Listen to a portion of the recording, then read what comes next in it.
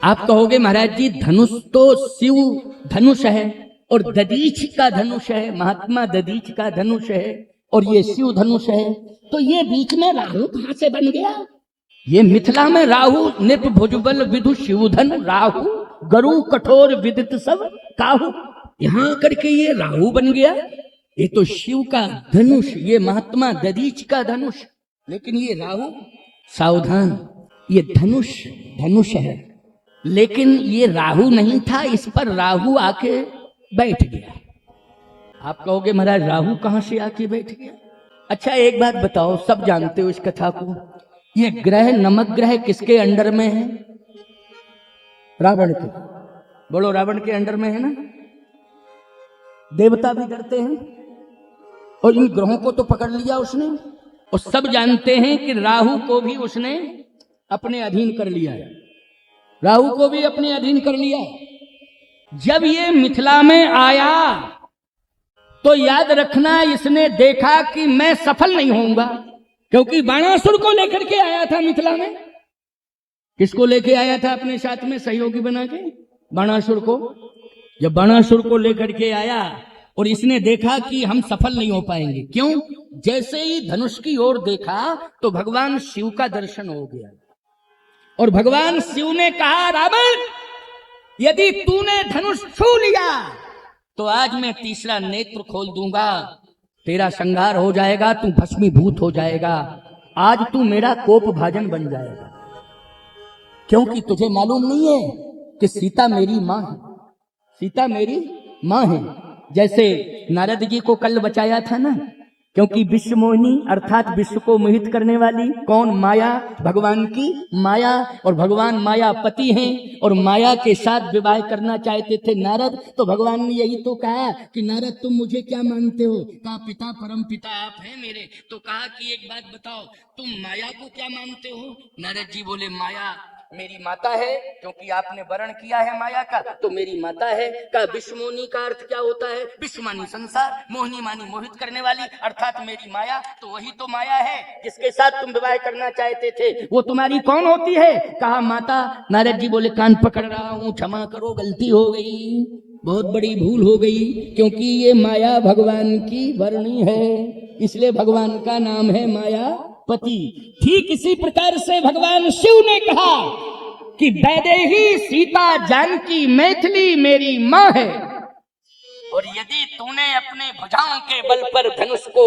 खंडित कर दिया तो याद रखना तू मेरा कोप भाजन बन जाएगा। तूने कैलाश पर्वत को उठा लिया भुजाओं के बल पर, मैंने क्षमा कर दिया तुझे, लेकिन आज तू धनुष को उठाएगा, खंड खंड करेगा तो मैं तुझे भस्मीभूत कर दूंगा, खबरदार। रावण ने बाणासुर से कहा कि भैया मरने नहीं आए, विवाह कराने आए कि मरने आए? चलो वापस चलो, वापस चलो। बाणासुर बोला कि तुम चले जाओ, हम चले जाएं, लेकिन कोई ना कोई तो तोड़ेगा, और बदनामी ये होगी कि रावण बाणासुर नहीं तोड़ पाए और एड़ा गहरा नथु खेड़ा ने किसी ने तोड़ दिया, तो बदनामी मिलेगी कि नहीं? रावण बोला ऐसा इंतजाम करके जाएंगे कि कोई छू नहीं पाएगा, तोड़ने की बात छोड़ो, कोई छू नहीं पाएगा। बाणासुर ने कहा क्या इंतजाम है? बोले मैं राहु को बुलाता हूं, वो आदेश देता हूं कि तू रक्षा कर धनुष की, धनुष को कोई छू ना पावे, तोड़ ना पावे। राहु को आदेश मिला, राहु तुरंत आ गया। आदेश यह है कि ये धनुष यज्ञ का कार्यक्रम है और इसमें धनुष टूटने की बात बार बार कही जा रही है, लेकिन मैं किसी कंडीशन के कारण नहीं तोड़ पा रहा हूं और मैं वापस जा रहा हूं, लेकिन कोई तोड़ने ना पावे ये भी शर्त है मेरी, और ये भी प्रतिज्ञा है, और तुझे मैं आदेश देता हूं कि कोई तोड़ ना पावे। तो राहु बोला कि हम हमेशा रहेंगे क्या, रखाते रहेंगे इसको हमेशा ही? कहे नहीं, प्रोग्राम जब तक चलेगा तब तक तुम रहना, और जैसे ही प्रोग्राम कैंसिल हो तो लंका आ जाना। तो राहु बोला ये पता कैसे चलेगा कि प्रोग्राम कैंसिल हो गया है? ये पता तो चलना चाहिए। रावण ने कहा कि जिसने प्रोग्राम आहूत किया है वही कैंसिल की घोषणा करेगा। तो राहु बोला हमें यह भी पता नहीं कि ये प्रोग्राम किसने आहूत किया है। रावण ने कहा ये प्रोग्राम महाराज जनक ने आहूत किया है, इसलिए जनक जी ही ये घोषणा करेंगे प्रोग्राम कैंसिल, अपने अपने घर जाओ, तो तुरंत तुम लंका आ जाना। लंका आ जाना वापस। राहु बोला ठीक। अब राहु वहां चक्कर काटने लगा। नृप भुज बल विधु शिव धनु राहु, गरु कठोर विदित सब काहू। दीप दीप के भूपति नाना, आए हैं पन आए हैं जो हम पन उठाना। मैंने जो प्रण उठाना है उस प्रण को सुन करके दीप दीप के राजा आए हैं।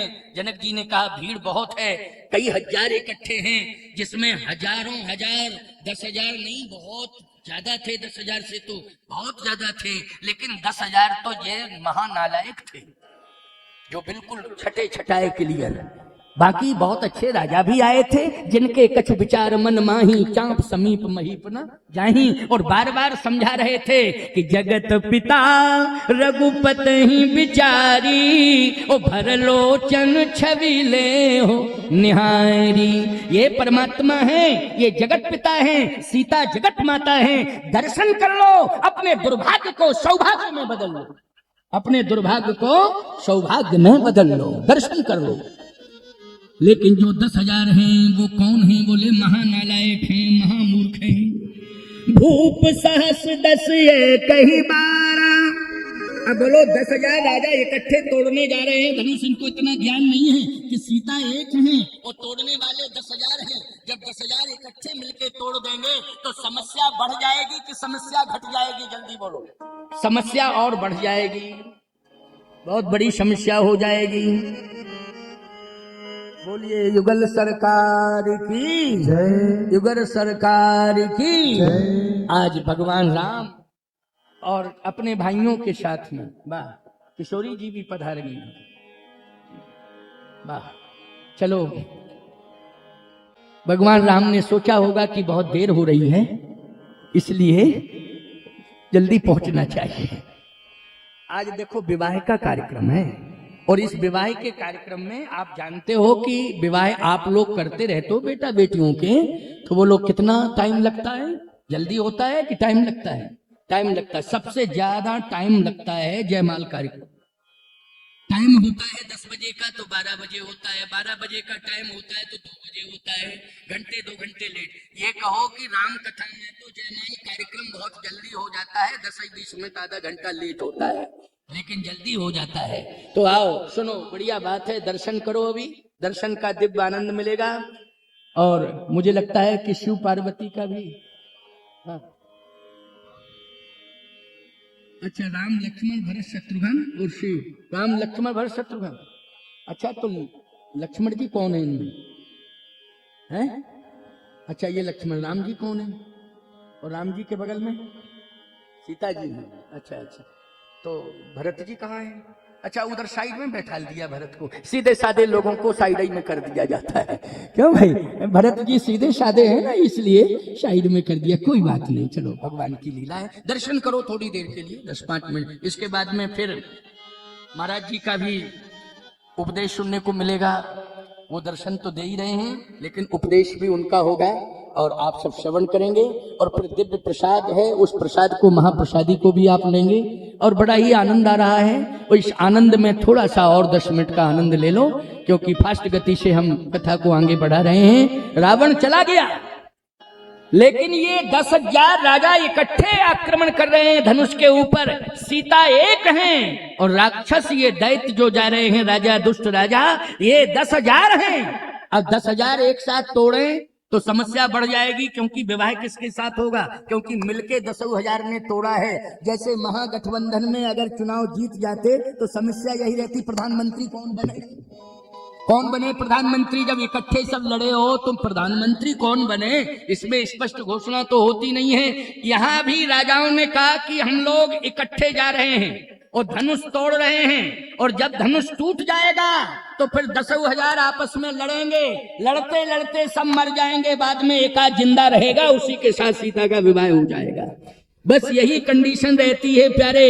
इसलिए कभी भी गलत कार्यों में सहयोगी सहभागी मत बनो। याद रखना, अच्छे काम के सहयोगी हो जाओ, साथी बन जाओ और अच्छा कार्य करने में सफलता मिल जावे, ऐसा पूर्ण प्रयास करके पूरी ताकत लगा दो कि ये अच्छा कार्य सफल हो जावे और हमारा सहयोग समर्थन है, क्योंकि कार्य बहुत अच्छा है। इसलिए कभी अच्छे कार्य में बाधा नहीं बनना चाहिए। ये सब इकट्ठे होकर के एक दिव्य महामहोत्सव सीताराम जी के दिव्य मिलन में ये सुंदर मिथिला धाम में आज बाधा बन करके पहुंच गए हैं और 10,000 राजा एक साथ जाकर के धनुष के पास पहुंचे। लेकिन याद रखना, ये राजा सब चंद्रमा बन के गए हैं। क्या बन के गए हैं? चंद्रमा। अच्छा, एक ही चंद्रमा नहीं, अनेक चंद्रमा इकट्ठे हो जाएं तो एक राहु भारी होता है कि नहीं होता है? जल्दी बोलो। एक राहु भारी हो जाता है। याद रखना, चाहे जितने अनंत रूप चंद्रमा धारण कर ले, लेकिन राहु के आगे उसे कष्ट उठाना ही पड़ता है, पराजित होना ही पड़ता है। इसलिए ये 10,000 जो है चंद्रमा बन के पहुंच गए, लेकिन एक राहु, याद रखना, उसने सफल नहीं होने दिया। बोलो भाई, सफल नहीं होने दिया उस एक राहु ने। सब निराश होकर के चले आए। उसने तुरंत सूचना दी लंका में रावण को, सफल हो गया मैं, सफल हो गया मैं, सफल हो गया मैं। रावण ने कहा अभी सफलता की बात मत करना। क्या जिसने प्रोग्राम आहूत किया है उसने प्रोग्राम कैंसिल किया क्या? कहे अभी कैंसिल की घोषणा तो नहीं हुई, तो इसलिए अभी कैंसिल की घोषणा नहीं हुई, इसलिए खतरा है, अभी रहो, अभी कैंसिल नहीं हुआ प्रोग्राम इसलिए खतरा है।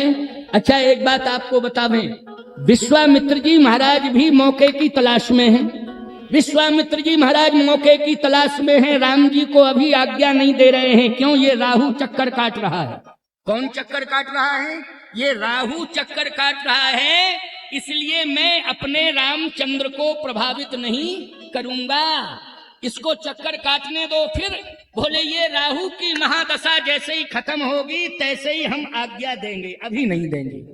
आज्ञा मिलेगी लेकिन बाद में। विश्वामित्र जी देख रहे हैं राहु चक्कर काट रहा है। 10,000 जितने भी राजा थे सब पराजित हो गए, सब उदास भाव से बैठ गए। और जैसे उदास भाव से बैठे तो जनक जी ने कहा तजहु आस, तजहु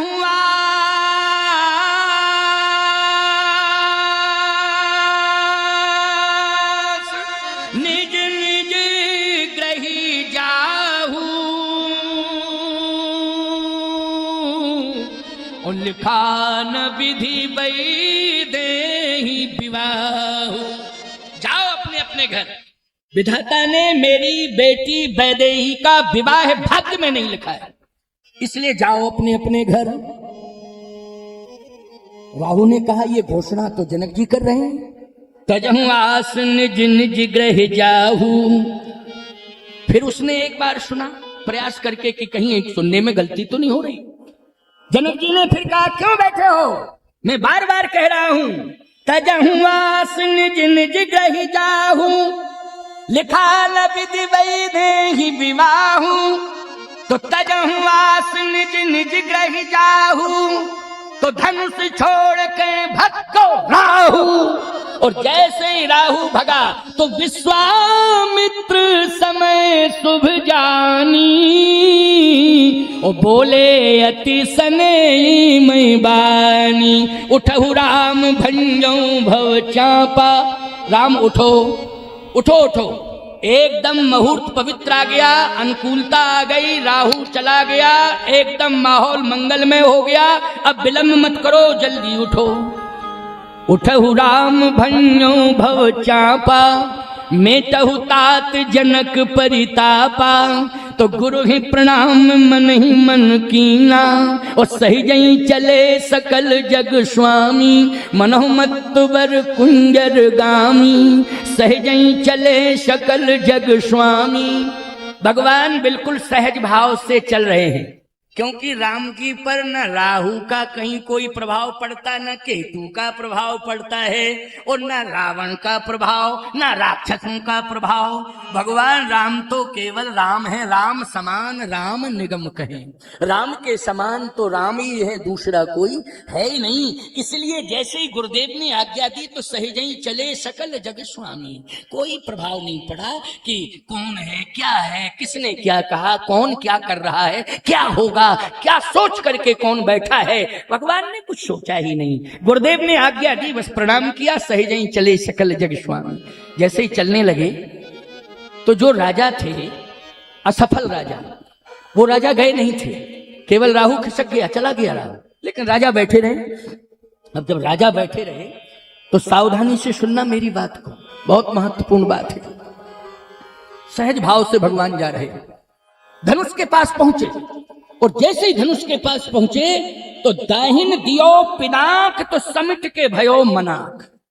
भगवान ने जैसे ही परिक्रमा की, तो परिक्रमा धनुष की कर रहे हैं भगवान। ये राजा परिक्रमा नहीं कर रहे थे, ये राजा अकड़ मकड़ के जा रहे थे, अभिमान लेकर के जा रहे थे। लेकिन राम जी सामर्थ्यवान हैं, प्रभु राम अखिल ब्रह्मांड नायक हैं प्रभु राम, लेकिन कितने विनम्र हैं। दाहिन दियो पिनाक तो समिट के भयो मनाक। तुलसीदास जी लिख रहे हैं, तुलसीदास जी महाराज ने कहा दाहिन दियो पिनाक तो समिट के भयो मनाक। धनुष एकदम राम जी को देख के छोटा हो गया, सिकुड़ गया मनी छोटा हो गया, एकदम छोटा। राजाओं ने कहा जादूगर है, जादूगर है, ये जादूगर है, इसने कोई जादू कर दिया, देखो ये छोटा हो गया। अब प्यारे जैसे ही छोटा हुआ तो भगवान ने कहा नहीं, डरो मत, डरो मत, मेरा काम जोड़ने का है, मेरा काम तोड़ने का नहीं है। लेकिन आज मैं गुरुदेव की आज्ञा लेकर के आया हूं, और गुरुदेव ने कहा है कि राम उठो, राम भंजाओ भव चापा, राम धनुष को तोड़ो, ये गुरुदेव की आज्ञा है। लेकिन मैं वचन देता हूं कि आज मैं गुरुदेव की आज्ञा से तुझे तोड़ूंगा, लेकिन अभी तक तू मिथिला में रहा, लेकिन अब मैं तोड़ने के बाद तुझे सीधा बैकुंठ भेज दूंगा। तू मेरा पार्षद बन करके रहेगा बैकुंठ में, मैं भेजूंगा, लेकिन डरो मत। धनुष ने कहा डर नहीं रहा हूं प्रभु। फिर आप आए तो मैं प्रणाम कर रहा था आपको। क्या कर रहा था? प्रणाम कर रहा था। अच्छा एक बात बताओ, प्रणाम करने वाला व्यक्ति बड़ा मानता अपने को कि छोटा मानता है? जल्दी बोलो, छोटा मानता है कि नहीं? छोटा मानता है। जैसे ही प्रणाम कोई करता है तो उसका सिर झुक जाता है, हाथ जुड़ जाते हैं और कमर झुक जाती है। क्यों भाई? यही क्रिया होती, यही प्रक्रिया प्रतिक्रिया होती कि नहीं होती? झुक जाता है। तो धनुष बोला कि मैं डर नहीं रहा था, आप पधारे तो मैं आपको प्रणाम कर रहा था, इसलिए दाहिन दियो पिनाक तो समिट के भयो मनाक। भगवान ने कहा अच्छा अच्छा ठीक है, प्रणाम कर रहे थे तो कोई बात नहीं, मैं अभी तोड़ के सीधा बैकुंठ भेजता हूं।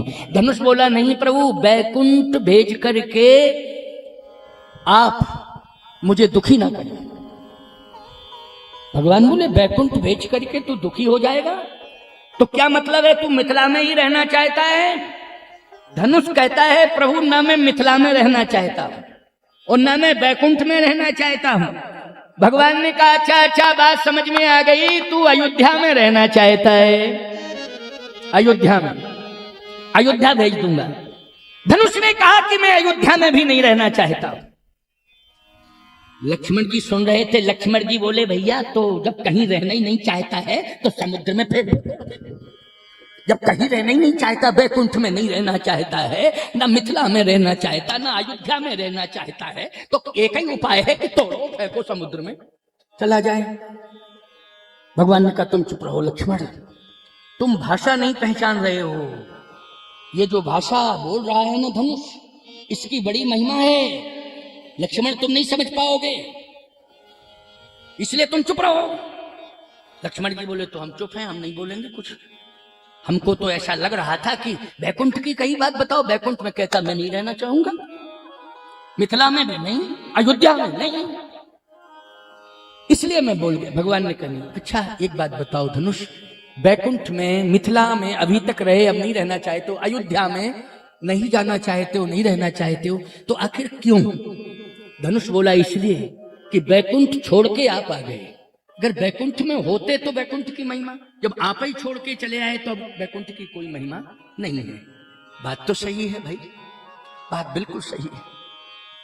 अयोध्या आप आए, लेकिन अयोध्या भी छोड़ के आप आ गए मिथिला में, इसलिए इस समय अयोध्या सोनी है। अयोध्या की कोई महिमा नहीं है, आपसे अयोध्या की महिमा है, आपसे बैकुंठ की महिमा है। तो भगवान ने कहा कि फिर मिथिला, कहे सरकार मिथिला में इसलिए नहीं रहना चाहता हूं कि अभी तो किशोरी जी का सहारा था, लेकिन आप मुझे तोड़ने के बाद किशोरी जी को लेके चले जाएंगे। यदि आप किशोरी जी के सहित जिंदगी भर मिथिला में रहें तो फिर मैं मिथिला में रहूंगा। लेकिन ये सत्य है कि नहीं कि आप धनुष मुझे तोड़ने के बाद जानकी मैथिली को लेकर के, जनक नंदिनी किशोरी को लेकर के आप चले जाएंगे, तो फिर मैं मिथिला में रह के क्या करूंगा। भगवान ने कहा तो अयोध्या तो आएंगे। धनुष बोला धीरे से मैं बोल रहा हूं, थोड़ा सुन लो, नहीं विवाह कैंसिल हो जाएगा अभी तुरंत। भगवान बोले क्या बात है, क्या बात है? बात यह है कि आप अयोध्या में भी नहीं रहेंगे, किशोरी जी को लेकर के धीरे से कहा चित्रकूट के बन। भगवान बोले चुप चुप चुप, ये बात आउट मत करो। क्यों? अगर ऐसा पता चल जाता जनक जी को, जनकपुर वासियों को, कि जानकी को लेकर के सिंहासन पर नहीं बैठेंगे, सीधे जंगल में चले जाएंगे, झरनों का पानी पिएंगे, पत्तों की सैया पर सोएंगे, वृक्षों की छाया में रहेंगे, तो बोलो ईमानदारी से तत्काल विवाह कैंसिल हो जाता है कि नहीं हो जाता? तुरंत कैंसिल होता कि नहीं नहीं नहीं करना है। मेरी बेटी मैथिली जानकी किशोरी पलंग पीठ तज गोद हिंडोरा, सियन दीन पग अवन कठोरा। अगर ये बात, क्योंकि इस मर्म को धनुष कैसे जानता है? इसलिए जानता है क्योंकि ये धनुष दधीच की हड्डियों से बना है, और दधीच महापुरुष हैं, महात्मा हैं, तपस्वी हैं, और तपस्वी का अस्तित्व कभी किसी काल में समाप्त नहीं होता है। इसलिए आज धनुष के अंदर कौन बैठे हैं? बोले महात्मा दधीच बैठे हैं, वही बोल रहे हैं। महात्माओं को मर्म मालूम है कि प्रभु सिंहासन पर नहीं बैठेंगे, वो कहां जाएंगे? मुनिगण मिलन विशेष बन सबई भांति हित मोर। महात्मा जानते हैं हम सबके आश्रम में आएंगे, हमारे दुख दर्द को दूर करेंगे। राम जी सीता के सहित सिंहासन पर अभी नहीं बैठेंगे, ऋषि मुनि महात्माओं के दुख को दूर करेंगे और अयोध्या का राज वैभव छोड़ करके वन में आएंगे, संतों के पास आएंगे और संतों के दुख को दूर करेंगे। बोलो महात्मा दधीच इस मर्म को जानते हैं कि नहीं? इसलिए राम जी ने कहा कि रुको रुको रुको, अब बताओ सही क्या चाहते हो, कहां रहोगे? धनुष ने कहा कि आपके श्री चरणार बिंदु में। बोलो बैकुंठ, अयोध्या, मिथिला, समस्त तीर्थ, इन सबसे महान हैं भगवान के चरणार बिंदु। क्योंकि भगवान के चरणार बिंद जहां पड़ जाते हैं, चरण राम तीर्थ चले जाहीं, जहां जहां प्रभु राम के चरण पड़ते हैं वहीं तीर्थ बन जाते हैं। इसलिए समस्त तीर्थ धाम भगवान के चरणार बिंदों में। तो बोलो उच्च कोटि की साधना है ना धनुष की, क्या तुम साधारण मानोगे धनुष को? इसलिए धनुष कहता है प्रभु जैसे ही आप तोड़े मुझे तो आप अपने चरणार बिंदों में डाल दीजिएगा और चरणों में स्थान दे दीजिएगा। हम आपके चरणों में ही सदा रहेंगे और जहां जहां सीता राम जी जाएंगे हम चरणों में रहेंगे, तो वहीं वहीं हम भी दोनों का दर्शन करते रहेंगे, हम दोनों का दर्शन करेंगे। धनुष कहता है इसलिए चरणों में। तब भगवान ने प्रभु दो चाप खंड में डाले, पृथ्वी पर वहां डाले हैं जहां भगवान के चरण थे, वहीं धनुष को तोड़ के डालेंगे। अब 5 मिनट की बात और सुन लो। कथा समझ में आ रही है कि नहीं आ रही है? हाँ, कथा समझ में आ रही है तभी तो तुम बैठे हो, हैं? ऐसे थोड़ी, ऐसे बैठे हो जैसे दुकान में संगमरमर की मूर्तियां रखी हैं, न हिलती है मूर्ति, न डुलती है, न बोलती है, चुपचाप। इतना अनुशासन तो कोई शासन नहीं दे पा रहा है। बोलो भाई, ये धर्म सभा में कितनी बड़ी ताकत है, राजनैतिक सभा में इतनी बड़ी ताकत नहीं हो सकती है प्यारे। चाहे जितना प्रसिद्धि प्राप्त नेता हो, चाहे जैसा भाषण कर रहा हो, लेकिन बीच में काले झंडा और दिखा के लोग भाग जाते हैं। क्यों भाई? अनुशासन चाहे जितना प्रबंध किया जाए, लेकिन अनुशासन बन ही नहीं पाता है। लेकिन ईमानदारी के साथ बताओ, इतनी शांति यहां दिखाई दे रही है, घरों में है इतनी शांति? बोलो, यह है धर्म सभा की महिमा। इसलिए कहता हूं कि तुम यहाँ केवल पीएस गार्डन में नहीं बैठे हो, तुम साक्षात बैकुंठ में बैठे हो। बैकुंठ धरती पर उतर के आ गया है, यही अयोध्या बन गया है और यही मिथिला बन गया है। ये है आनंद, ये है परमा नंद। इसलिए भगवान ने एव मस्तु कह दिया। ठीक है ठीक है, एव मस्तु कह करके अब राजा लोग कह रहे हैं क्यों, छोटा तो हो गया लेकिन तोड़ नहीं पा रहा है, तो खड़ा है विचार कर रहा है। और राजा क्या जाने, कहे तोड़ नहीं पा रहा है इसलिए विचार कर रहा है। जादूगर तो है, जादू करके छोटा तो कर दिया, लेकिन तोड़ नहीं पा रहा है इसलिए विचार कर रहा है। भगवान ने कहा धनुष तुम टूट रहे हो, लेकिन दो हृदयों को जोड़ रहे हो। हैं? लोग टूटते हैं लेकिन टूटने के पहले न जाने कितने परिवारों को तोड़ देते हैं।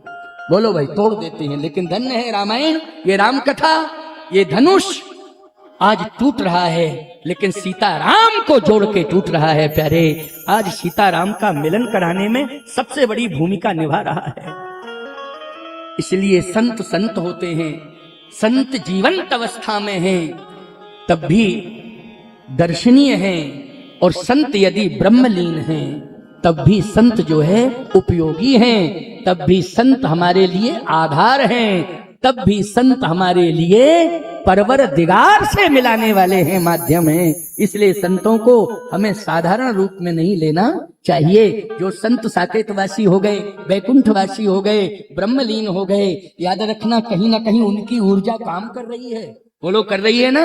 उनकी ऊर्जा, उनका प्रभाव, उनका अस्तित्व काम कर रहा है। इसलिए कभी ऐसा सोचना ही नहीं चाहिए। आज महात्मा दधीच की तपस्या जागृत अवस्था में हो गई और भगवान ने जैसे हाथ बढ़ाया तो अपने आप ही धनुष भगवान के हाथ में आ गया, अपने आप। राजाओं ने कहा चुम्बक है हाथों में, जादू है, ये चुम्बक है, देखो खींच लिया इसने धनुष को, अपने आप ही आ गया। भगवान ने छुआ नहीं, अपने आप धनुष में आ गया, धनुष हाथ में आ गया। जैसे हाथ में धनुष आया, सही बात तो ये है कि ये तो भगवान है, इनमें कितनी शक्ति है, इनका कितना प्रभाव है, ये तो वेदों ने बताया। लेकिन वेदों के मर्म को तुम नहीं समझ पा रहे हो, इसलिए तुम भगवान के मर्म को भी नहीं समझ पा रहे हो। लेकिन आज तुलसीदास जी ने इतने सरल कर दिया, मर्म बता दिया रामायण में कि देखिए आज जैसे ही भगवान ने यूं हाथ किए तो अपने आप वो धनुष आ गया भगवान के हाथ में। यानी संत जो है भगवान से दूर नहीं हो सकते, कभी भगवान के हाथों में ही सदा रहते हैं। याद रखना किसके हाथ में, अंतर यही है कि तुम्हारी भाषा में और साधु की भाषा में बहुत अंतर है। तुम्हारी भाषा कहती है कि सब हमारे हाथ में, ये तुम्हारी भाषा है। बोलो है कि नहीं? सब हमारे हाथ में, पूरा गांव हमारे हाथ में, पूरा जिला हमारे हाथ में, लेकिन जमा न जा, क्योंकि पता चला कि हमारा हाथ ही हमारे हाथ में नहीं था। पोल खुल गई, क्यों? हमारा हाथ ही हमारे हाथ में नहीं था, पोल खुल गई। लेकिन संत यही कहते हैं, ये भाषा बंद करो कि सब हमारे हाथ में नहीं, हम अपना हाथ रघुनाथ के हाथ में पकड़ा रहे हैं, बस रघुनाथ हमारे हाथ में। हम अपना हाथ किसके हाथ में पकड़ा रहे हैं? रघुनाथ के हाथ में पकड़ा रहे हैं। बोलो कितने बड़े शक्तिशाली हो जाओगे तुम जब परमात्मा तुम्हारा हाथ पकड़ लेगा। तो ईमानदारी के साथ बताओ, तुम्हारे जैसा शक्तिशाली कोई होगा? तुम्हारे जैसा प्रभावशाली कोई होगा? हो ही नहीं हो सकता है। इसलिए आज हम आपसे एक बात कह रहे हैं, बहुत स्पष्ट कह रहे हैं कि महात्मा दधीच ने आज अपना पूरा अस्तित्व परमात्मा राम के हाथ में सौंप दिया ना। जैसे ही धनुष आया, जो चेतन को जड़ करे वो जड़ करे, चेतन जड़ चेतन हो जाता है, ये भगवान का प्रभाव है। जैसे ही धनुष आया, लेत चढ़ावत खेचत गाढ़े, लेत चढ़ावत खेचत गाढ़े, वो काहू न लखा देख सब ठाणे। सब यही देख रहे हैं कि धनुष आ तो गया लेकिन टूटा नहीं है, लेकिन कब धनुष टूट गया ये किसी ने देख नहीं पाया। लेत चढ़ावच खेचत गाढ़े, काहू न लखा देख सब ठाणे, तही बद्ध धनु तोरा, भरे भुवन धुनि घोर कठोरा। श्याम रामचंद्र भगवान की जय। किसी ने देख नहीं पाया कब टूटा। प्रभु दो चाप खंड मही डारे, जहां पर प्रभु के चरण हैं उसी भूमि पर धनुष को डाल दिया, यानी पद नख का आश्रय मिल गया टूटे हुए धनुष को। भगवान के श्री चरणारविंदों में स्थान मिल गया धनुष को।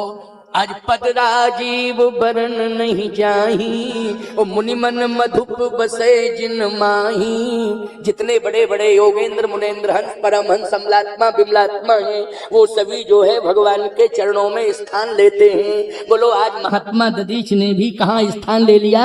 भगवान के चरणारविंदों में स्थान ले लिया।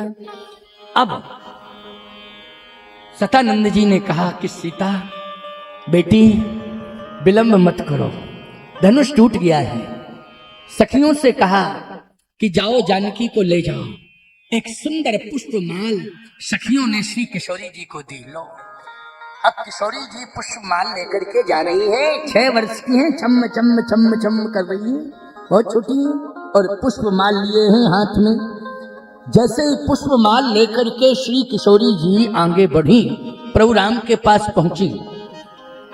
पीछे से जो सखी है वो सखी लग रही है कि कोई मिथिला की है, ये नहीं, वो भगवान शिव ही सखी बने हुए हैं।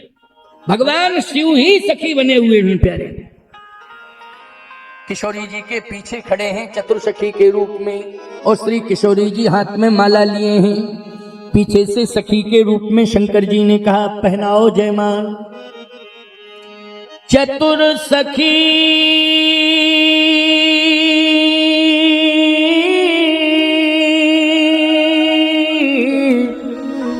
लख कहा बुझाई,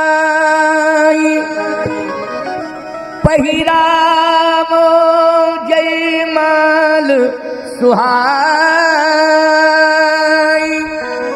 तो सुनत जुगल कर माल उठाई,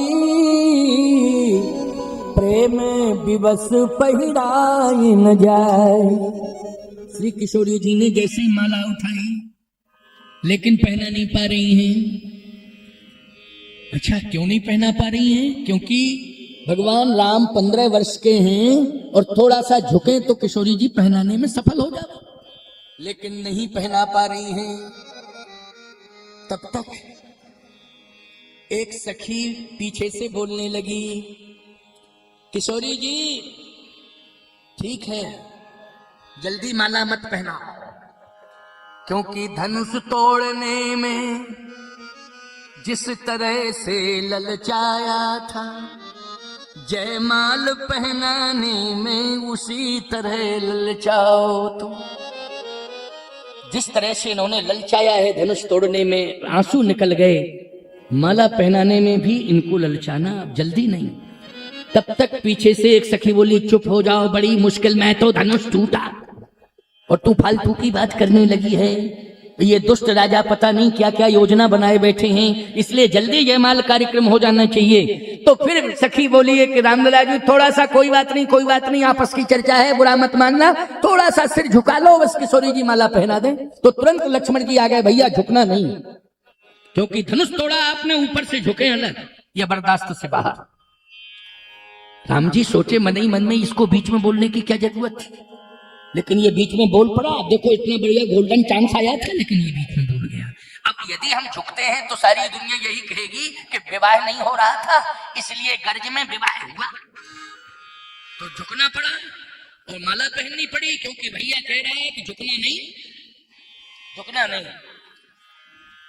सखी ने कहा कि रामलला जी ऐसा नहीं है, लक्ष्मण जी थोड़ा सा समझ नहीं पा रहे, ये छोटे ठाकुर तेज तर्रार हैं, ये थोड़ा समझते नहीं हैं, इसलिए तेज तर्रार हैं, अपनी बात कह देते हैं। बात यह है छोटे ठाकुर लक्ष्मण कुमार परेशान मत हो, मेरी किशोरी जी माला पहना रही हैं जानकी जी, इसमें कोई अपमान नहीं है, क्योंकि ये सम्मान की बात है। माला पहनने वाले को जो पहनाने वाला जाता है तो पहनने वाले को थोड़ा रिस्पॉन्स देना चाहिए, अर्थात अपनी गर्दन को थोड़ा सा झुकाना चाहिए। इसलिए ये बार बार निवेदन किया जा रहा है, इसमें शर्म मत करो रामलला जी, थोड़ा सा सिर झुका लो। लक्ष्मण जी ने कहा भैया इन बातों में मत आना, इज्जत का सवाल है। अब भगवान खड़े हैं। विश्वामित्र जी महाराज ने देखा कि मामला जो है और गंभीर होता जा रहा है, तो तुरंत कहा लक्ष्मण इधर आओ। पास में बुलाया, क्या बात है? बात कुछ नहीं है, भैया ने धनुष तोड़ा, ये मिथिलानियां जबरदस्ती झुकाने की बात कर रही हैं। मैंने कहा भैया झुकना बिल्कुल नहीं। अरे मिथिलानियां कह रही हैं और राम जी से कह रही हैं, चलो ठीक है राम जी को नहीं झुकना चाहिए, यही भाव है ना? हाँ, लक्ष्मण जी बोले गुरुदेव यही तो भाव है, प्रभु राम को झुकना नहीं चाहिए, लेकिन तुम्हें तो झुकना चाहिए। तो लक्ष्मण जी बोले हमारे झुकने से जयमाल हमें थोड़ी पहननी है, भैया को पहननी है, हमारे झुकने से क्या फायदा? नहीं नहीं, भैया ने धनुष तोड़ा, विश्व विजयी हो गए, त्रिभुवन ने देखा, देवताओं ने स्वर्ग से पुष्पों की वर्षा की और महात्मा नृत्य कर रहे हैं, खुशियां मना रहे हैं। तो ऐसी कंडीशन में तुम्हें भैया का वंदन अभिनंदन करना चाहिए था, लक्ष्मण की नहीं। लक्ष्मण जी बोले करना चाहिए था, करना चाहिए था, लेकिन तुमने अभी तक किया? सीधे चरणों में गिर जाते, भैया वंदन है अभिनंदन है, आपकी जय हो, आपकी जय हो, वंदन है अभिनंदन, ये कहना चाहिए था, झुकना चाहिए था, लेकिन अभी तक तुम अकड़े मकड़े खड़े हो। लक्ष्मण जी बोले तो भूल हो गई। विश्वामित्र जी बोले सुधार करो। जैसे ही लक्ष्मण जी भैया भैया कह करके प्रभु राम के पास गए, वो साष्टांग प्रणिपात किए। विश्वामित्र जी ने कहा तुम्हारा छोटा भाई राम वंदन अभिनंदन कर रहा है, इसलिए अब विलंब मत करो, अपने भाई को उठा लो, हृदय से लगा लो। और जैसे ही राम जी झुक के लक्ष्मण जी को उठाने लगे, सतानंद जी ने कहा गोल्डन चांस है, जयमाल डाल दो। तो सीए जयमाल राम और मेली। आज श्री किशोरी जी ने जैसे प्रभु राम के गले में जयमाल डाली, गोस्वामी जी बोले सीताराम मनोहर जोरी, सीताराम मनोहर जोरी, सीताराम मनोहर जोरी, सीताराम मनोहर जोरी, दशरथ नंदन जनक किशोरी, दशरथ नंदन जनक किशोरी, राम सरिष बर दुल्हन सीता, राम सरिष बर दुल्हन सीता, शंभी दशरथ जनक पुनीता, समधी दशरथ जनक पुनीता, सियावर सियावर पुकारा करेंगे, सियावर सियावर पुकारा करेंगे, मिथिला अवध में गुजारा करेंगे, मिथिला अवध में गुजारा करेंगे, मिथिला अवध में गुजारा करेंगे, मिथिला अवध में गुजारा करेंगे।